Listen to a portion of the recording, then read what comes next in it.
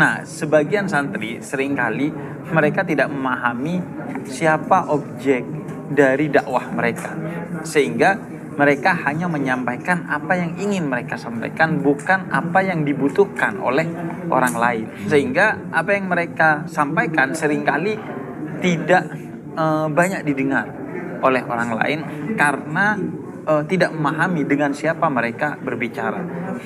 Assalamualaikum warahmatullahi wabarakatuh. Waalaikumsalam warahmatullahi Hadir wabarakatuh. di tengah kita semua panutan kita, beliau Habib Hussein Ja'far. Sebelumnya kami ucapkan terima kasih banyak Habib mau berkunjung ke Lirboyo. Iya. Ini menjadi suatu kebanggaan untuk kita semua santri-santri yang ada di sini. Betul. Saya juga merasa tersesat ke jalan yang benar.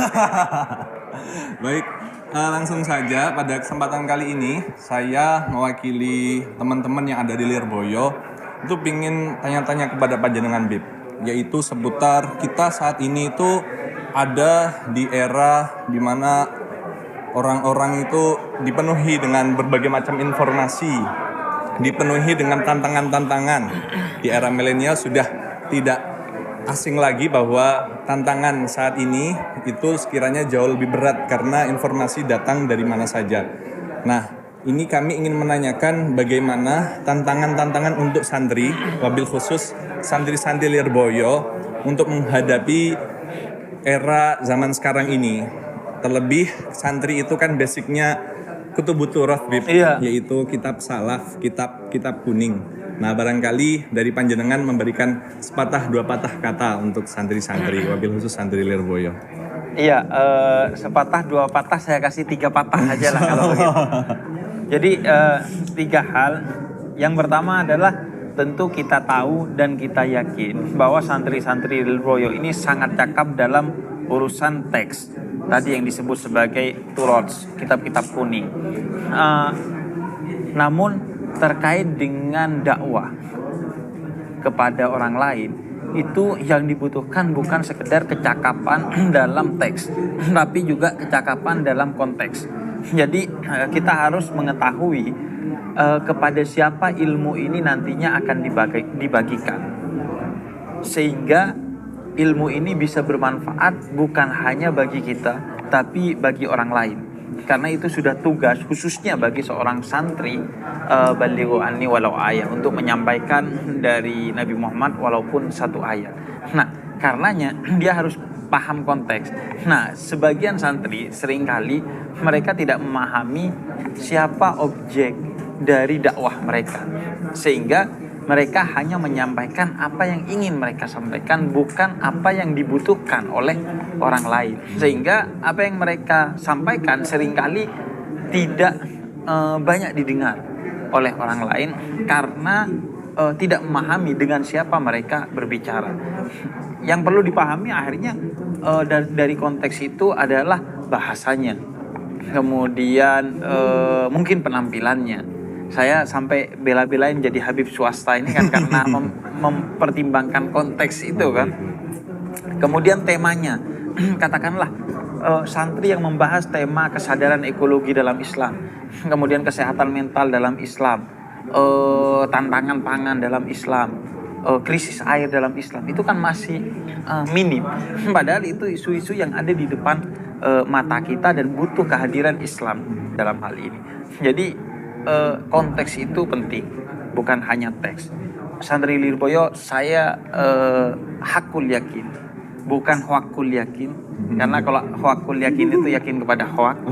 Kita nih betul-betul yakin santri Lirboyo telah kuat secara tradisi teks, tapi tradisi konteks ini yang penting untuk dipelajari begitu santri itu keluar. Mungkin kalau di dalam pesantren agak sulit ya memahami konteks, dan pasti butuh jam terbang untuk memahami konteks.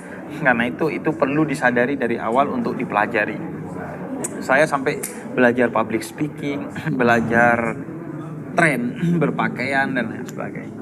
Kemudian yang kedua, ud'u ila sabili rabbika bil hikmah. Ajak mereka dengan hikmah. Hikmah ini salah satu variannya menurut saya adalah kreativitas di era digital seperti ini. Nah, banyak santri yang ngeluh, saya sudah capek-capek bikin TikTok, bikin Instagram, bikin YouTube, bikin podcast, tapi yang nonton sedikit. Iya, karena tuntunannya tidak dikemas sebagai tontonan. Nah, ketika tuntunan tidak dikemas sebagai tontonan, akhirnya ya gak ditonton. Betul. Mungkin hanya ditonton oleh orang yang butuh tuntunan atau mau kepada tuntunan. Sehingga yang nonton ya itu-itu aja. Biasanya orang yang sudah baik tapi ingin lebih baik. Tapi orang yang masih tersesat tidak akan menonton karena tidak ada nilai tontonannya. Itulah yang dulu saya rasakan. Bagaimana konten-konten saya bahkan awalnya ditonton hanya nilai-nilai komedinya. Pas ceramahnya di skip tuh. tapi lama-lama mereka mulai mendengar ceramah-ceramah saya.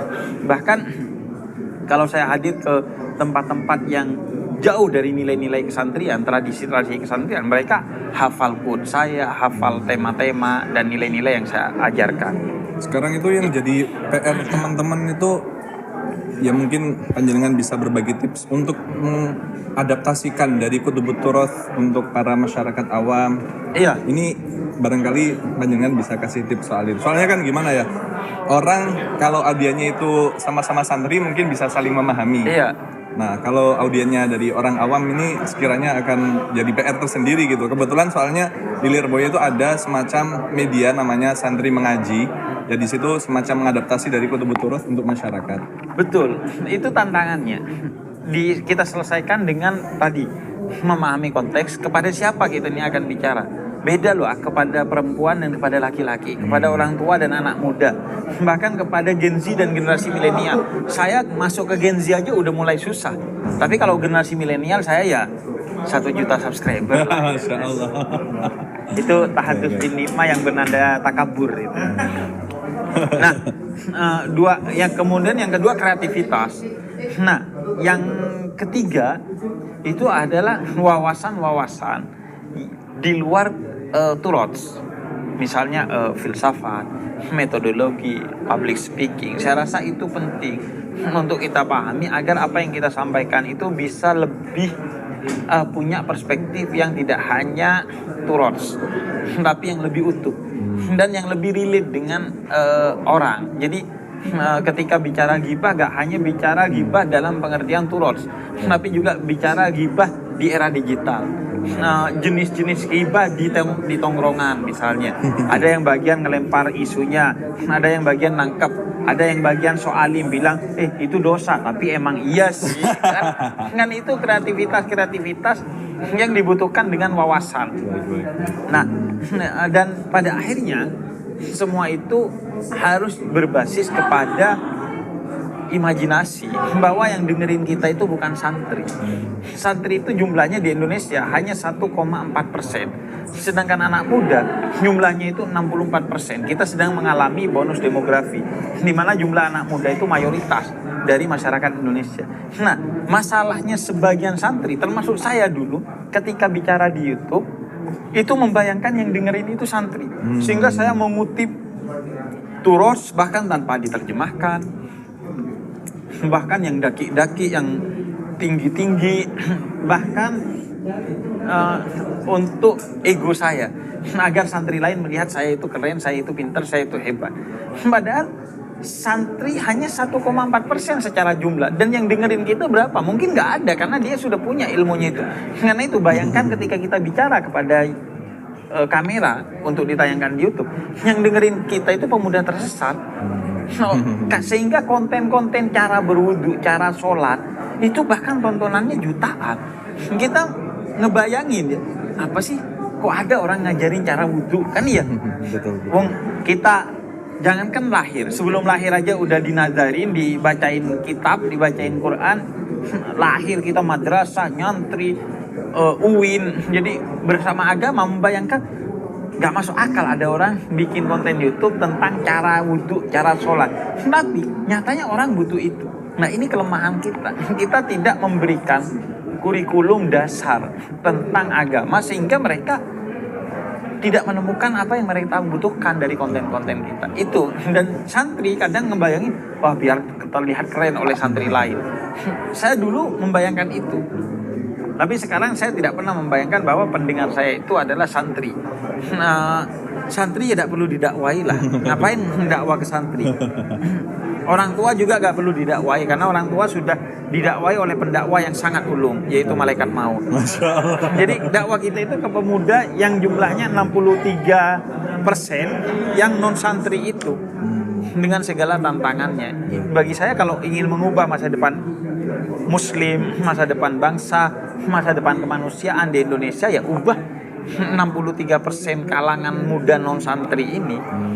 Nah itu yang terpenting. Nah seringkali kemudian kita di media sosial hanya terjebak di ikhtilaf baina santri.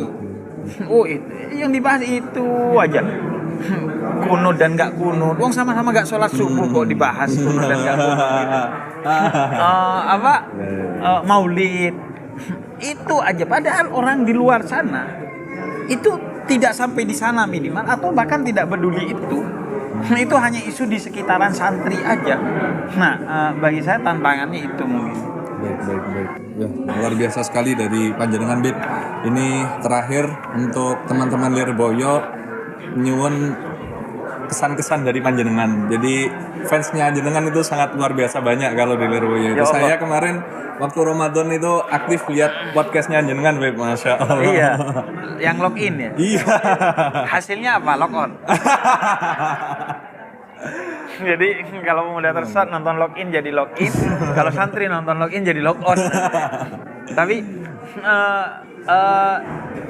saya ingin bilang bahwa santri itu adalah satu keberkahan yang tiada terkira.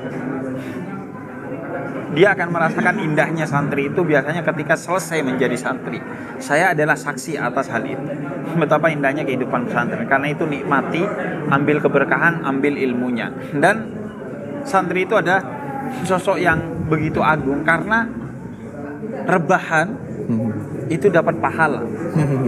Ketika bangun dia itu mengubah dunia. Masya Allah. Itu santri. Rebahan itu dapat pahala karena jelas riwayatnya bahwa setan pernah tidak jadi mengganggu orang di dalam masjid yang sedang sholat lantaran ada santri yang sedang tidur di pintu masjid. Santri itu tidurnya aja setan takut. Nah kalau bangun dia sebagian malah jadi setan akhirnya. Enggak lah, justru apalagi ketika bangun dia bisa mengusir setan dalam wujud manusia. Nah itu saya kira. Baik. Ya, sebelumnya terima kasih banyak Beb. Mohon maaf mengganggu waktu istirahat panjenengan.